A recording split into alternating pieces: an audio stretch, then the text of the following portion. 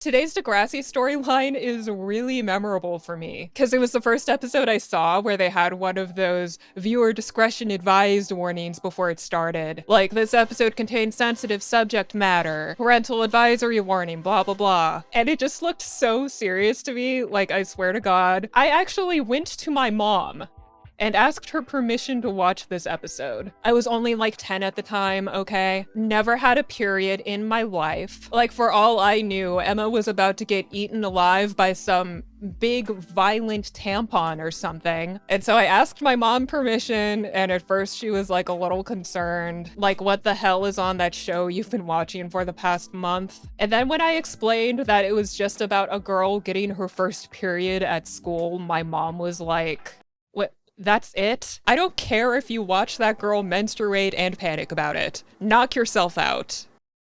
That's the entire story. Anyway, let's talk about the time Emma Nelson got her first period, which happens in Degrassi TNG Season 1, Episode 9, titled Coming of Age. So when the episode starts, we first find Emma, Manny, and Sean in the computer lab. Emma and Manny are studying for a quiz that they have today when Sean pipes up that he just found like the coolest website ever. It's where you can read about the stars and how like the time you were born affects your personality. Very accurate depiction of finding a cool website in 2002. Now, Manny's super interested in finding out what it means if she's a Leo, but Emma's not having any of it. She really wants Manny to get back over there and study for their astronomy test. Okay, now I need your birthday. Doesn't anyone care that we have a science quiz in, 15 minutes? Nope, just you, Emma. August 15th, 1989. Blah, blah, blah. I can't even think. Gee, I wonder what's got Emma feeling so emotional today. Oh well, girls aren't meant to be understood. I saw that. Poor Emma. She can't help that she's about to be the first one to get her head smashed through that puberty window. Immediately after that, we see all the grade 7s taking that astronomy quiz. As usual, Sean's not giving a fuck. JT is blatantly cheating off of Toby like no one's gonna see that. And poor Emma doesn't finish her test in time. Girl's having a bad day, and there's still plenty of time for it to get worse. Afterward, Emma complains to Manny about how she totally failed the quiz, cause even though she studied all night, she really needed this morning to refresh. Manny is not taking the bait though. Good for her. Yeah, but I was counting on having this morning to refresh. Wow, maybe you're a workaholic. I am not a workaholic. She can tell Emma's trying to place the blame on her, and she's not about to let that happen. Some of us want to make it to university. I want a career in something other than horoscopes. You know what? I bet Manny did amazing on that quiz. We'll never know for sure, but I just have a feeling. Flash forward to later that afternoon, and Emma's trying to decompress with a normal soap opera, but unfortunately nothing's going the normal way for Emma in this episode. Right now, this TV show's got her heartstrings in a vice grip. Not that what we see here has earned that kind of emotional response at all. I mean, the two people on screen are having this total nonsense conversation. Laura, please. We're born alone. We die alone. We don't want to live our life alone. Our love can't save us now. Like, what's even happening between these two? Like, is she just breaking up with him? Or is there a comet about to strike the Earth where they stand? Because it sounds like it could go either way. The stakes are confusing here. Regardless, Emma's just sobbing into her ruffles about whatever it is these two are going through. Spike comes around the corner like, "Emma, can you come take out the garbage? Oh shit, what happened? Did a dolphin get cancer somewhere? Talk to me, sweetie." Emma explains to her mom what about this soap opera has just struck her to her core. It's just, we're so small and the universe is so massive. I like how Spike handles this, though. Oh, solar system anxiety. I remember it well. Big, huge universe, tiny little me. What's the point? Spike tends to relate her daughter's experiences to her own while she's helping Emma get through shit. And that's one of the things that I like about Spike in general. Like, her whole thing in season 1 is helping the next generation part of Degrassi TNG start puberty off on the right foot, and she helps them feel all safe and normal. Anyway, this time Spike offers Emma to take her out shopping to help her get out of her head. So the two of them set out for the mall. Spike buys Emma a new sweater that she's super jazzed about. They get some ice cream, they're having a great time, just minding their own business. Unfortunately, Spike forgot to account for one of the mall's biggest dangers, namely weirdo businessmen who aren't at their business right now, but they hide out under the stairs at malls in their full business suits, waiting for 12-year-old girls to come along so he can creep on them while they're just trying to exist. This guy says, "Ooh, I'd like a lick of that." And Spike stops dead in her tracks. Before Emma can beg her not to, Spike wheels around to confront that guy. She's like, "What did you just say?" And he's all, "I just said I want a lick of her ice cream." And Spike's like, "Nuh-uh.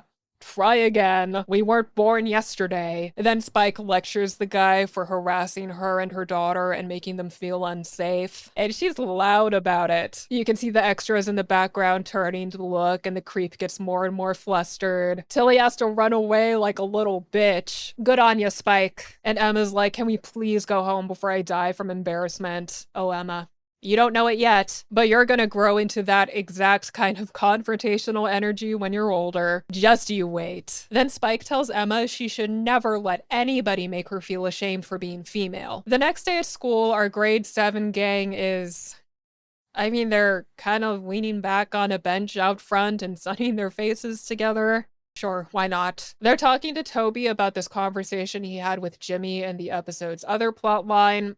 Not important to us today. Then Sean approaches, and since Toby views Sean as some romantic competition for Emma, he signals to JT that it's time for them to bounce. Sean apologizes to Emma for distracting her with all that astrology stuff in the computer lab yesterday. Side note, this is one of the things that I really like about season 1 Sean Cameron. The writers made sure that he had this really genuine side to him to show that he's trying to move on from his bad boy reputation. And he shows that side to Emma the most, because she's the character who accepts him the most. Emma apologizes back for being so rude to him yesterday.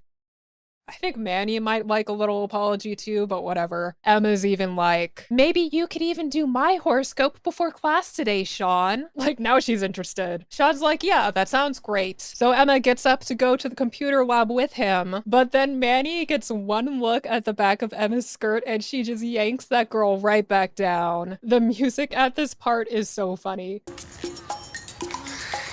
Did you sit in something? Manny's like, "Did you sit in something?" Emma gets up to check.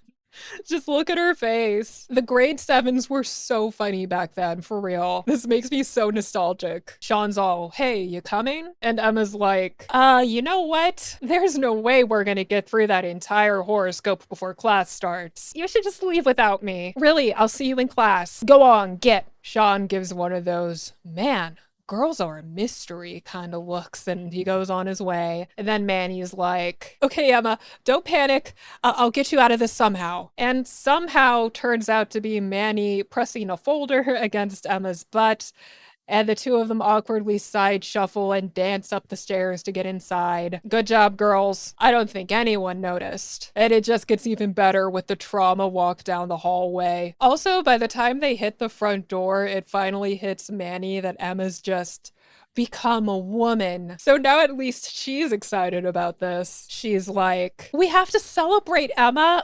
You can get pregnant now." And Emma's all, "Well, whoop-de-doo to me, Manny. We should throw a party as soon as I can get my hands on some clean fucking pants." The girls finally make it to the ladies' room to assess the damage. And it's pretty bad. We get to see it in detail. Manny's like, "Emma, no wonder you were such an asshole yesterday. You just had PMS." Anyway, the girls have to come up with a solution for Emma's pants situation, like stat. Because in just a few minutes, they have this book report to present together in front of their entire literature class. And neither of them have their gym shorts on them today, unfortunately, so Manny has to rush out of the bathroom and search the entire school for an alternative, leaving Emma all alone and bloodied and vulnerable. What I'm saying is this would be a pretty bad time for Paige and Michaelchuk, of all people, to become a part of this. Manny, what took you?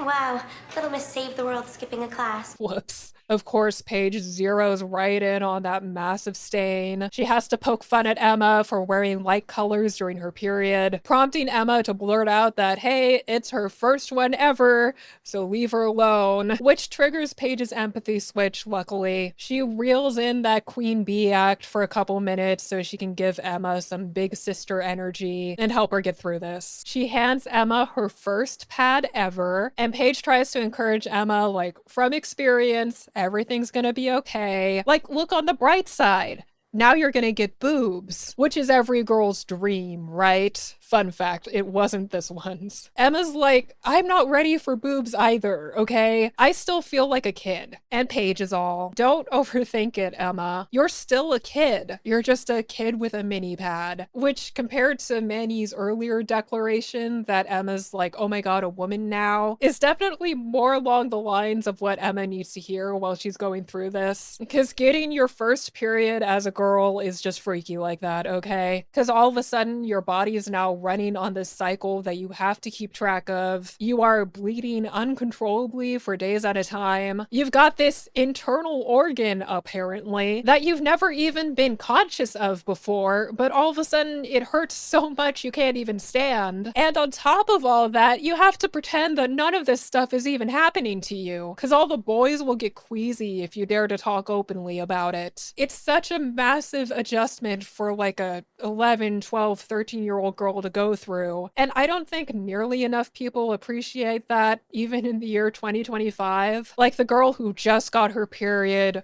doesn't need to start fantasizing about adulthood all of a sudden. She just doesn't need that. And right then, Manny bursts back onto the scene with lost and found gym shorts acquired. The girls barely make it back in time to deliver their book report. Unfortunately, Manny's grabbed the gym shorts of goddamn Sasquatch or something because they're way too big for Emma. They try to kick off their presentation like normal, but the class is way too distracted by Emma's shorts to give them a fair chance. Like, JT and Toby start straight up heckling Emma like this is some kind of stand-up performance. Gym shorts.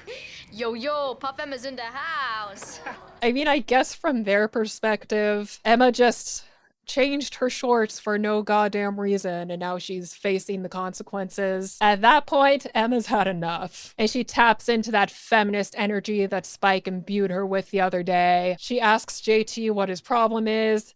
He asks her if she pissed her pants. Then Emma goes off like the menstruating queen she's become. No, I just got my period for the first time. And then this is a really weird part, which the Degrassi fans love, where Sean is just captivated. Emma's speech takes this guy's entire breath away. For added effect, we get to hear his heart thudding in his chest as he listens to her. Menstruation, you may have heard of it. Happens to 50% of the population. I think the takeaway here is that Sean likes a woman who can and will stand up for herself, which is a big old green flag in my book. By the next day, Emma's already transformed her humiliation into her newest activist moment. She's whipped up this petition to install pad and tampon dispensers in the girls' restrooms. And as she explains the petition to Manny, she references what her mom said, as in, never be embarrassed to be female. Paige comes over to sign the petition, then, because, you know, she's not a queen bee just because she helped Emma the other day. She calls Sean over to sign the petition too, in hopes of embarrassing Emma over it. But instead of being weird and immature, Sean signs it happily, saying that if Emma came up with it, it must be a good idea. And then when Sean rides away on his bike, Emma's fanning herself with her petition clipboard. It's too cute. And that's the end of the episode. Yeah, this was pretty special to me. I love the way they told the story. I love how involved and supportive Spike was, even though, like, we never see her find out about Emma's first period. Like, the writers could have just made this a comedic girl gets her first period in public kind of story, and it still would have been pretty relatable, but they really deepened it with that female empowerment message. Spike wasn't even talking about periods when she was giving Emma that lecture at the mall, but Emma still made that connection to that message at the end when it hit her the hardest. And I gotta give props for that. But that's enough for me for today. Remember to pack your emergency mini pad, and I'll see you next time.